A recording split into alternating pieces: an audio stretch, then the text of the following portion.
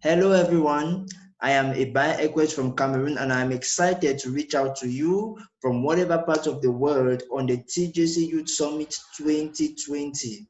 I am grateful to the entire community, the global community and the management for organizing such a wonderful summit that will equip people and inspire people from many countries around the world.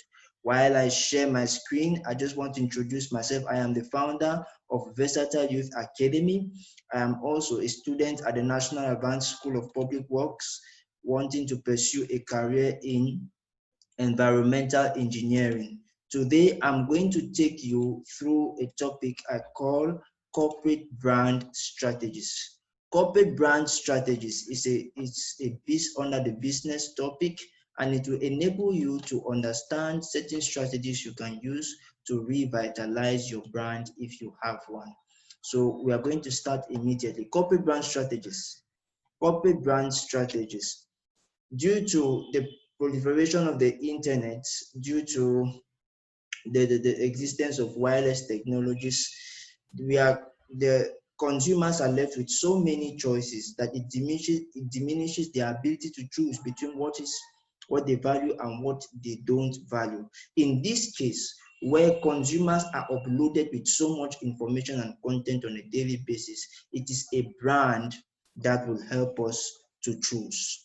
And the next slide, we move to the next slide. The next slide makes us understand what a brand is and what a brand is not. A brand is not a trademark. A trademark is a legal symbol. It's a legal symbol or a combination of words that is used to represent the identity of a product or a service. A brand is more than a logo or a slogan. A brand is more than a logo or a slogan. A logo is a symbol. They are just symbols. Slogan is a sentence that is used often, and it could be mission statements also of a product or a service. A mission statement is a sentence describing a company's marketing strategies, marketing policies, competitive advantages, a short summary or a statement of your business philosophies and goals. This is a mission statement. A brand is more than a product or a service. A brand is a point of view, not just a point of view, but a strategic point of view from the customer's standpoint. A brand is customer value. A brand is customer value. What do we mean by this? Branding is essential in creating customer value, not just about images, not just about sharing text, sharing images or videos or marketing strategies concerning your brand. A brand is about competitive advantage. A brand is about what makes you stand out in the midst of what is called surplus economies, where there is the battle of brands. So many brands or businesses doing the same things. It is a brand that differentiates a business from other businesses in a similar set. A brand is about a play, or is a game of logic and emotion. A brand is a game of logic and emotion. The next slide gives us what a brand is actually, tells us more about a brand. A brand is a combination, as it is written here, a combination of properties within and outside a product or a service, which gives this product or service an identity. It is a combination of properties within and outside a product or a service. When you look at a bottle of Coke, people don't just buy the bottle of Coke, they buy it because of the properties that are within and are outside the bottle of Coke that give it a particular identity. And this is the difference between a bottle of Coke and a bottle of soda, between a Windows machine and an Apple iMac. Okay, we are going to define some brand elements. We have brand association, brand name, brand identity, brand purpose. A brand association is an intangible feature. There are intangible features like the logo, the color scheme, the brand ambassadors, the owners, and so on. These are things that are associated with the brand. The brand name is part of the brand, which gives it a spoken identity.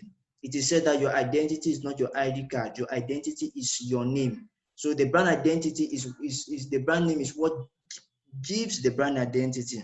The brand, want to look at brand identity is how an organization feels about its own brand.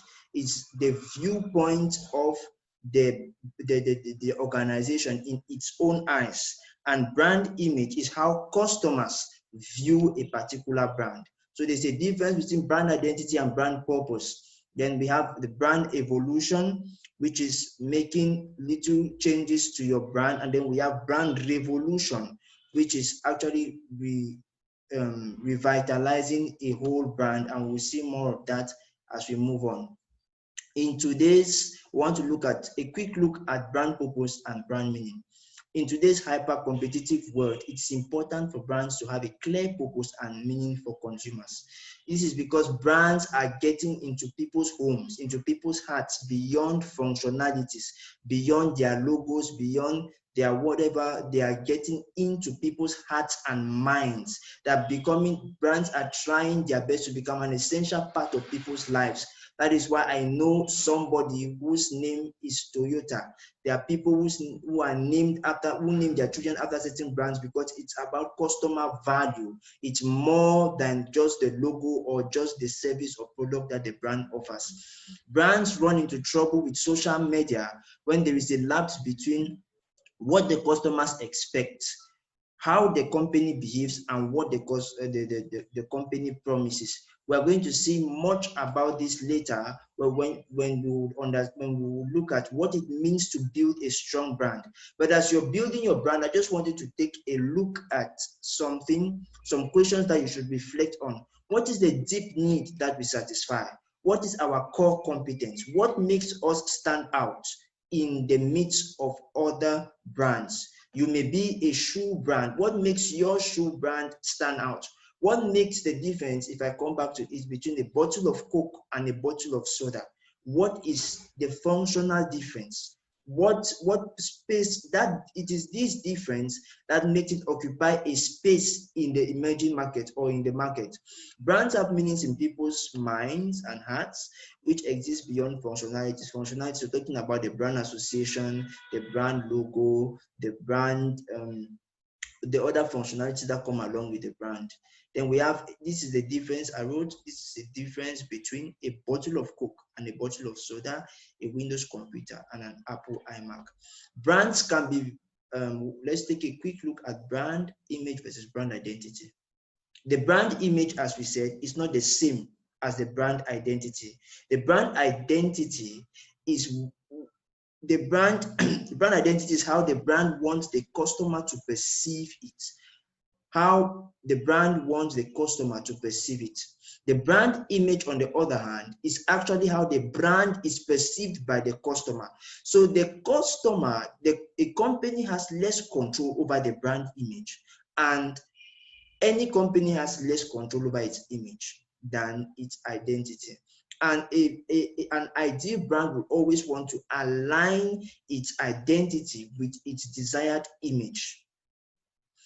Let's go back to the first line, this line. Brands can be perceived differently by different customers. A strong brand image therefore has the following benefits. What happens when you have a strong brand image? When the manner in which your customers perceive you is strong, what are the advantages? You have more profit as new customers feel attached to the brand. You have, it's easy to introduce new products under the same brand, because when customers come, return on investment increases, and then you have the ability to retain existing customers as well. To be a successful brand, what must I do? I must make a promise. No business or brand exists without a promise. It begins with a promise. If you own a shoe brand, that means you are telling us that you are able to produce for us shoes that will make us comfortable as we move on the road. If you own a car company, you are telling us that you are able to give us a comfortable and safe ride in the cars you produce. So there is always a promise. It begins with a promise. You make a promise, you communicate your promise, you keep your promise, and you strengthen your promise. Now, when you want to own a brand is about honesty. Do not make a promise that you cannot fulfill. So whenever you make a promise, make sure that the next step is that you communicate your promise. This is the role of the media. This is the role of marketing strategies. You use marketing strategies, you take over the media, you advertise your products. The next thing is to keep your promise. Make sure that what you're telling people you can do, you actually do it. And then the next thing is that you strengthen your promise. From time to time, you try to improve on your services by getting constant feedback from your customers. The promise, your promise is an intrinsic part of your marketing message. You may have a name and a trademark, but it will take some time for you to build a brand. So brand building is not an option. It's something that every brand wants to venture into, building the brand, because you may start with a name and a trademark, but it will take you a lot of time to build a brand.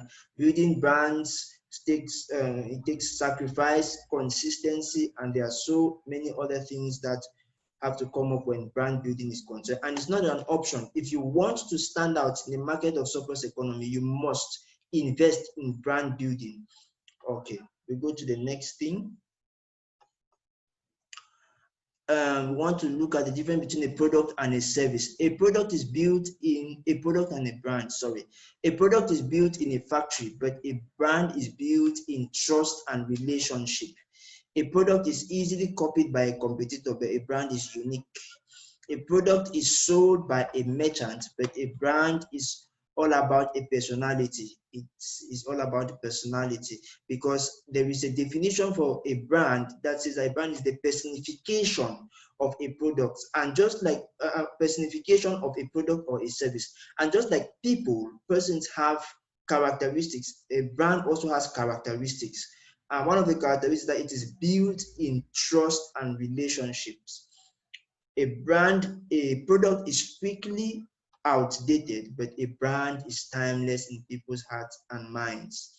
Now, let's talk a little about brand building. Brand building is not just about adverts and visual content, but there are two major factors that come along with brand building. There is what is called the fable, and there is what is called the label. Let me take some time to explain what I mean by fable and label. Please give me a minute. Let me take some time to explain what is meant by fable and label. Fable is the intrinsic aspect of a brand attached from, sorry, I'm very sorry for that, that's an error. Label refers to the visual elements, the packaging, the taglines, the marketing on the media. This is the label of a brand. Okay, the label of a brand is all the visual elements, the logo, the adverts, the videos, the ads, and all of that. The fable is the extrinsic aspect of the brand attached from the outside, most often from customer experiences and fostering corporate trust and customer relationships. So the fable is like what the customer experiences, and the label is actually the adverts that are done, the campaigns, the brand campaigns, and the strategy and marketing strategies that are put in place. So it's not just about visual content, but it's about these two aspects. When you advertise, how does the customer feel? What did the customer believe concerning your advert, concerning your marketing policy, concerning your promise that you made? So something to note, do not make promises that you cannot fulfill. It's not good. People lose trust, and therefore you lose customers. When you lose customers, you lose returns on investment. When you lose the returns on investment, you lose your place in the market. Other brands will take your place. 3 key requirements for building strong brands. We have trust between brand and customer. People must trust you. If your brand should keep living, people must trust your brand.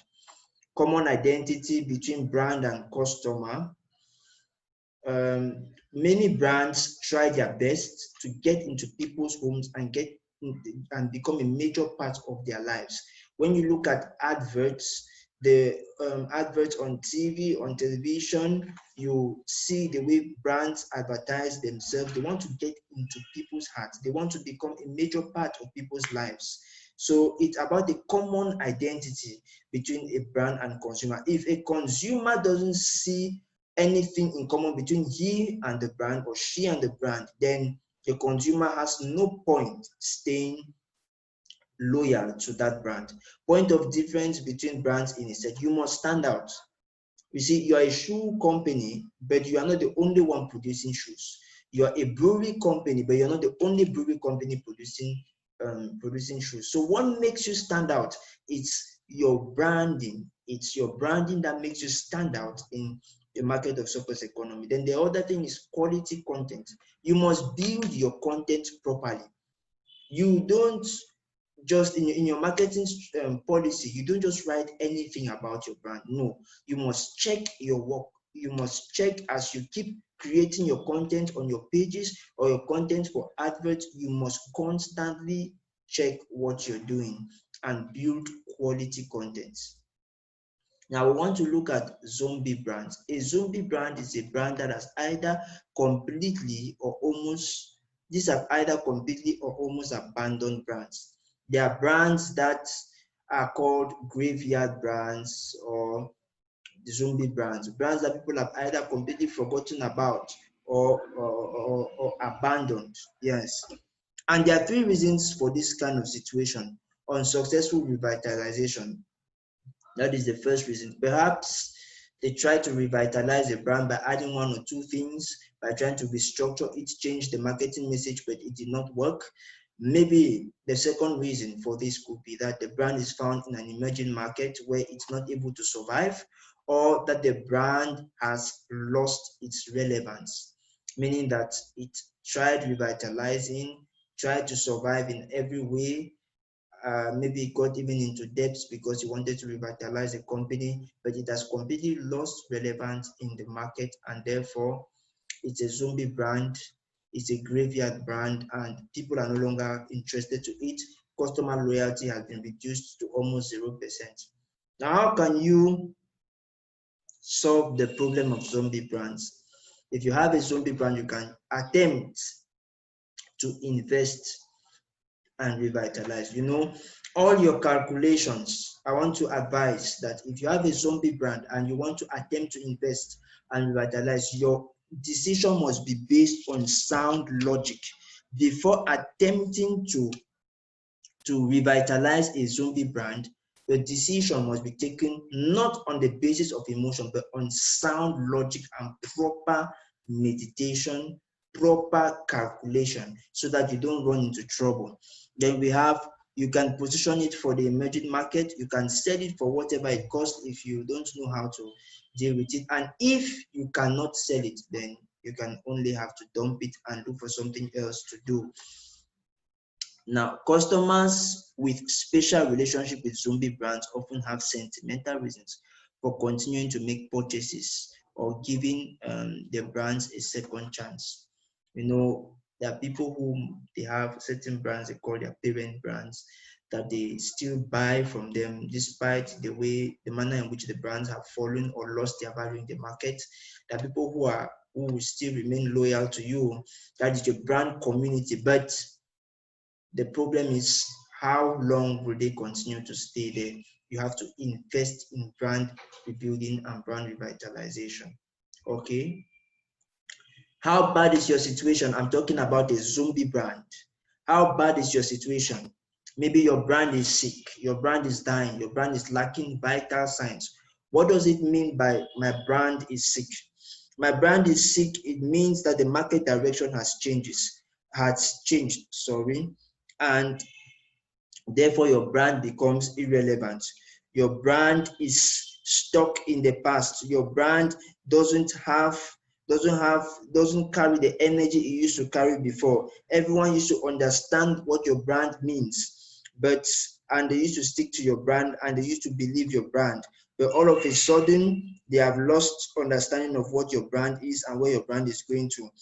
They wake up and realize that there is a big disconnection between the promise you are making to people and what you're actually doing. Your brand is sick, your brand is stuck in the past, and your brand has consequently become irrelevant. I remember a situation some years ago I explained when there was World Cup in Rio de Janeiro in Brazil, and some people were selling Cameroon, some people were selling Indomitable Lions jerseys, and when they sold these jerseys, they were gaining customers and so on. But at some point, it became when the Lions lost their second match, I think so, the market direction changed, and those who were selling the jerseys, their market fell. They were not able to sell again, and they were complaining. This is because their brand was sick. Secondly, your brand is dying. Your brand is dying. It means that your brand is becoming boring. Your brand doesn't create the same excitement it used to do for customers and even employees.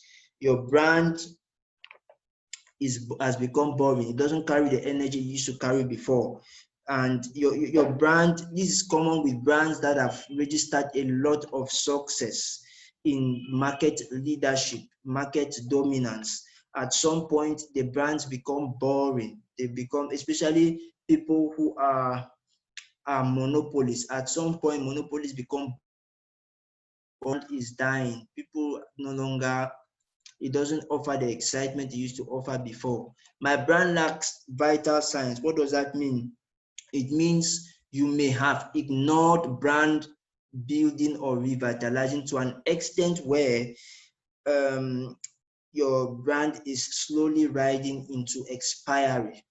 Okay, you have ignored it and it is going to expire. That people put up structures, they don't look after it, and after some time nobody knows anything about what's happening there, and the brand just goes and the brand is dying and lacking vital signs.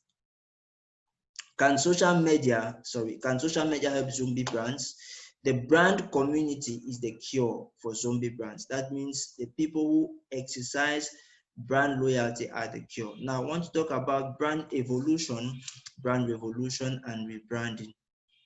Brand evolution is the continuing process of improving a brand, improving customer experience. Maybe there was a mistake somewhere. Brand evolution is the continuing process of improving a brand, improving customer experience as the market and fashion is changing. Okay, it's a continuous process of improving a brand and customer experience as the market and fashion changes. Brand revolution and rebranding. Revolution and rebranding actually mean the same thing. Evolution versus revolution. Now, should you make subtle changes or go? These are questions you must answer on your own. Should you make subtle changes or go for a total makeover? How do you know when it is time to refresh your brand? How do you know? It is always time to refresh your brand. I want to say this. It's always time to refresh your brand. It's always time to make changes. It's always time to improve on one thing or the other. Consider your competitors when you're thinking about revolution. Evolution is simply changing one or two things, but revolution is a total makeover. Consider your competitors, customers, your market, and trends impacting your brand. How do we look? Questions you must answer. How do we look or sound in the marketplace? Is the way we look and sound still relevant for customers? You must check this out, think about it, and make sure you're able to answer these questions. Brand revolution is a total makeover, like we've said. Does your logo or marketing message convey something about your brand that no longer appeals? It is normal. I want to let you know that it's not a problem. It is normal that at some point your logo doesn't really, or your marketing message doesn't look like what you're doing presently. And in this case, you need to start your journey to brand revolution. Look at where your business is heading and introduce it to the world with a new brand message that reflects where you are going to. If you started as an oil company and you're slowly getting into making something that is producing something that is different from oil, then you should reintroduce yourself to the world in a better way that reflects your new market direction. Okay, now we want to look at strategic perspectives of corporate branding. We have a surplus of similar brands. This is about the surplus economy. We have a surplus of similar brands having similar attributes with similar marketing messages and slogans, coming up with similar brand claims with similar quality, selling at similar prices to similar customers. So we have a surplus of these, and this is the surplus economy, where there are so many people doing the same things, claiming to have the same objectives and aims. Unfortunately, the surplus economy provokes a brand attention deficit. Brand attention deficit is when people don't know what to choose. They have so many choices to make concerning what they want to drink, concerning what they want to eat, that they don't know which restaurant they should go to. This is what is called brand attention deficit. Companies usually fall into trap of becoming overly ambitious with short-term results, that they lack brand strategy. Many people don't think about building a brand. They think about a business and then they just launch into it without thinking short-term and long-term. In the surplus economy, the marketing battle is the battle of brands, or a competition for market dominance. In the midst of the surplus economy, the midst of the noise and the conflict, you have to make sure that you define your brand in such a way that your brand stands out. Now, we have customers are becoming tired of advertisements, and because much of it lacks credibility and authenticity, so many people are giving promises that they cannot fulfill. This is the place of customer relationship. We have a professor. Customer relationship is very important in your brand building. You must consider working on customer relationship. That is why most telecommunication services, they have what we call in Cameroon service client, means customer service. They will call you from time to time. They will send you messages asking you what they can improve about their telecommunication company and so on. So we have Professor Fourier Susan. She classified customer relationships with their brands into 15 types. We'll just look at this to committed partnership. A committed partnership is simply when the customer successfully becomes loyal to your brand, or when you successfully provoke loyalty in your customer's heart and mind, it becomes somewhat of a partnership. Then one of the customer relationships is enslavement. Enslavement here is when your customer is like under a yoke, like he or she cannot help but is stuck to your brand, is stuck to your services. If there are people who, I was in the Southwest region some time ago, and there are people who will leave one town of the Southwest region to another just to eat in a particular restaurant. This is enslavement. I mean, this is enslavement because they have to travel for hours and come to this other side of town to eat from this particular restaurant. That is classified as enslavement. Okay, want to look at Fournier's approach. Fournier drew 7 attributes of good customer relationship qualities, which include interdependence, which include love and compassion, which include commitment, self-concept connection. A person or a customer for a particular brand must connect. His or her personality should be able to connect with the brand, otherwise there is no room for loyalty. We have intimacy, we have partner quality, we have nostalgic attachment. When maybe a customer travels to a country where your brand is not around, they start missing your brand, or travels to a town where your brand is not around, they start missing your brand. Okay, this is nostalgic attachment. Then we have good relationship, customer relationships. A good relationship is an asset. We can invest into it, we can borrow from it. How can we hope to understand customers when we are only concerned, when we concern ourselves with a small part of their lives, their attitudes and behaviors that are determined by our organizational roles and responsibilities? What we are saying here is, how can we, you cannot understand customers. You cannot get into people's hearts when all your marketing strategies are built around only profit making. When this is done, the customer will only have to discriminate between brands by the reason of price and nothing else. Okay, he will buy your good because your good is cheaper, or he will buy your service because your service is cheaper than another, not because he or she personally connects to your brand. Why do companies invest in rebranding or brand rebuilding? To drive customer loyalty, to improve customer loyalty, to maintain price premium, and to increase revenue growth. All right. Then we have the last thing on brand rationale.